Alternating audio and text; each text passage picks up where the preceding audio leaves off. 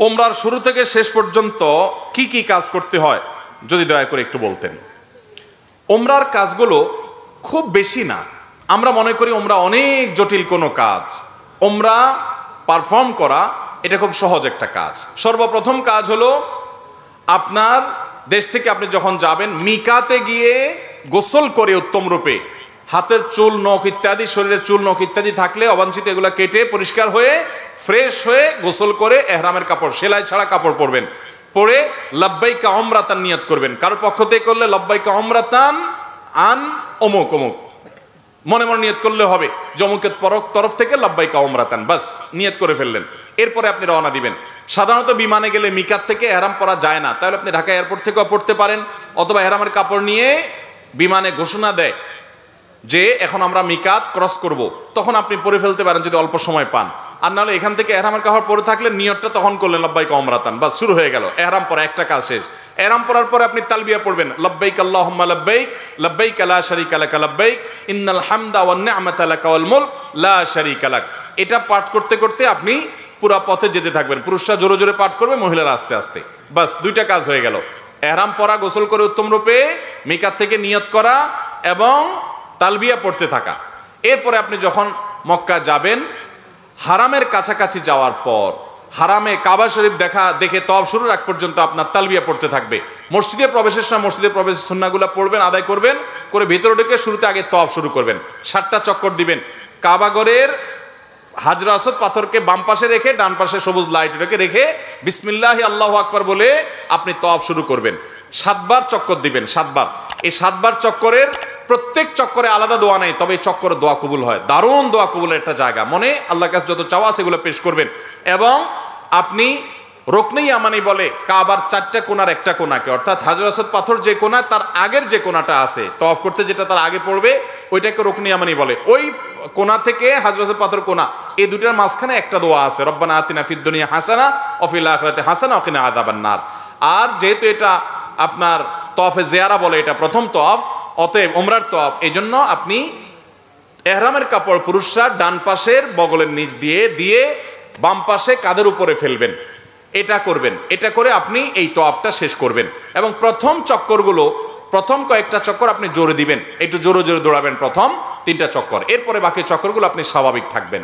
তো এই যে তওয়াফ 7টা দিবেন আপনি, প্রত্যেকবার হাজর আসওয়াদ পাথরের কাছে আসলে হাত দিয়ে ইশারা দিয়ে আল্লাহু আকবার বলবেন, বাস। আবার আপনি দোয়া করতে থাকবেন। এভাবে 7 চক্কর দিবেন। তওয়াফ করা শেষ, আপনি মাকাম ইব্রাহিমকে সামনে রেখে অথবা হারামের যে কোনো জায়গা দাঁড়িয়ে 2 রাকাত সালাত পড়বেন। প্রথম রাকাতে সূরা কাফিরুন, দ্বিতীয় রাকাতে সূরা কুল হুয়াল্লাহ।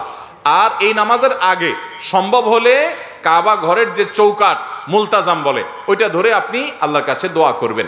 এরপরে 2 রাকাত নামাজ পড়লেন, পড়া শেষ, জমজম পানি পান করে আপনি সাফা মারওয়া সাই করবেন। প্রথমে সাফা পাহাড়ে যাবেন এবং পড়বেন যে ইন্নাস সাফা ওয়াল মারওয়াতা মিন শাআইরিল্লাহ ফামান হাজ্জাল বাইতা ওয়া তামারা ফালা জুনাহা আলাইহি আন ইয়াতাওয়াফা বিহিমা।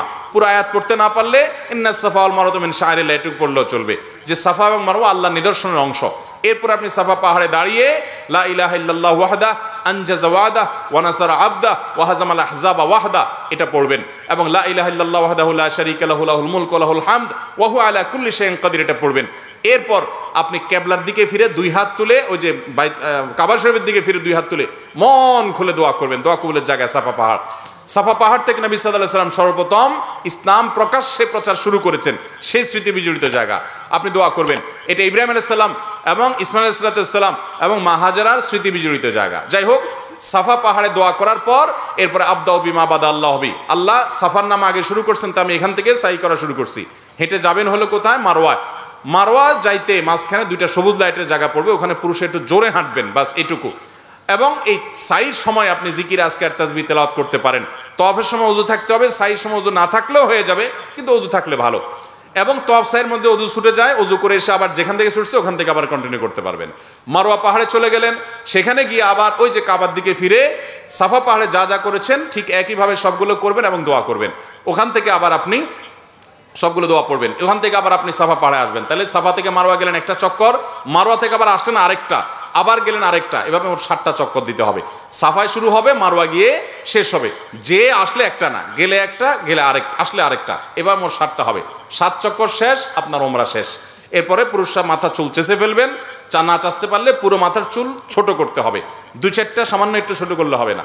মহিলারা তাদের মাথার চুলে সামান্য অল্প একটু ছোট করলে হবে।